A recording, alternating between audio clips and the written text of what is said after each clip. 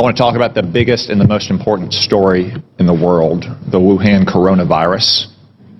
This coronavirus is a catastrophe on the scale of Chernobyl for China, but actually it's probably worse than Chernobyl, which was localized in its effect. The coronavirus could result in a global pandemic. While you were all sleeping overnight, the number of diagnosed cases in China increased by 30%. Now, let me be clear, that's not new cases, that is just newly admitted cases. It is probably several orders of magnitude higher than that. Also, while you were sleeping, China now has its entire border with Russia closed. 2,600 miles, Russia has closed that border. El Al has shut down travel between Israel and China. Air France has shut down travel between China and France. And that's in addition to all the other countries that have already shut down travel.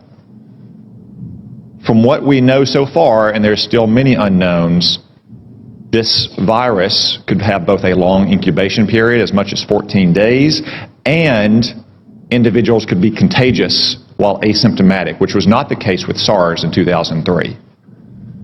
Furthermore, from some cases, it appears the virus could be aerosolized, which means it doesn't require the kind of contact that you have with, say, a married couple kissing each other or a family living in close quarters in a hotel or apartment, but rather the distances we are all sitting apart right now. Yet China is still lying about all of this. They've been lying about it from the very beginning, and you don't need their history of lying about SARS in 2003, though it is relevant here. You just have to see what's happened over the last 2 months. We now know that the first case manifested no later than December 1, even though China didn't reveal it to the WHO until a month later on December 31st, when they continued to hide it from their own citizens. And they continued to say that it had been contained inside Wuhan. Today, it is in every single province in China. They also claimed for almost 2 months, until earlier this week, that it had originated in a seafood market in Wuhan, that locals had contracted it from animals in, say, bat soup or snake tartare. That is not the case.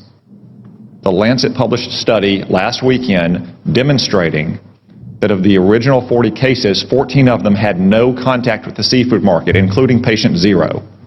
As one epidemiologist said, that virus went into the seafood market before it came out of the seafood market. We still don't know where it originated. Could have been another seafood market. Could have been a farm. Could have been a food processing company. I would note that Wuhan also has China's only biosafety level 4 super laboratory that works with the world's most deadly pathogens, to include, yes, coronavirus. Now, look at China's own actions. They have quarantined 60 million people, 60 million, more than the entire population of our West Coast. They've shut down schools indefinitely. Classes canceled nationwide indefinitely. Hong Kong, a part of China, has basically shut down all travel from the mainland. That's why it is essential that we immediately stop all travel on commercial aircraft between China and the United States. Making exceptions, of course, for American citizens to come back, as we just brought back yesterday, allowing essential trade to flow as long as crews on ships and aircraft are not allowed to go into the general population in America, and making exceptions, of course, for medical personnel to go into China to try to get a handle on this. It is essential that we take those steps, and essential that we get to the bottom of China's deceit and incompetence on this measure. And gentlemen, I raise this with you because you're responsible in your combatant commands for some countries that have the most fragile public institutions, to include the most fragile public health institutions in the world. So I ask, even though as of this morning there are not yet confirmed cases of coronavirus in your combatant commands, though I suspect there will be soon, what is your assessment about the ability of the governments in your combatant commands to handle a potential global pandemic like this? General Townsend. Thanks, Senator. So there are not, that I'm aware of, any confirmed cases, as you mentioned, but there are some suspected cases.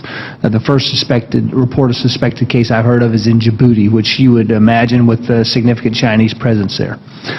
So the capacity of African nations to deal with this problem varies widely.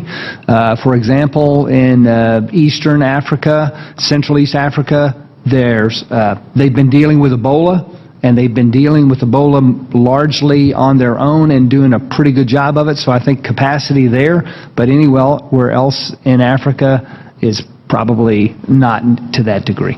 Admiral Fowler. The Venezuela crisis has already strained the social services of many of the nations. As you're aware, Senator, we had to deploy the hospital ship Comfort twice in 1 year to last deployment 12 different nations, and in one 5-day span it can do the equivalent of a whole month for a region of some of the major countries. So I would be extremely concerned.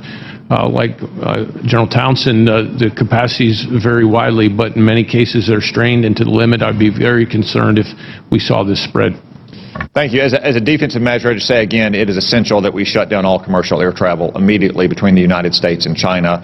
As an offensive measure, because that probably won't stop it entirely, and because if it becomes a global pandemic, we have to deal with countries with very limited capabilities here. We need a Manhattan Project level effort to work with our best research scientists and laboratories in this country to develop a vaccine as quickly as possible. So they watch the news and they think they know all the information. No, when you watch the news, they tell you what you need to know. It's a need to know basis, that's it. They don't tell you everything.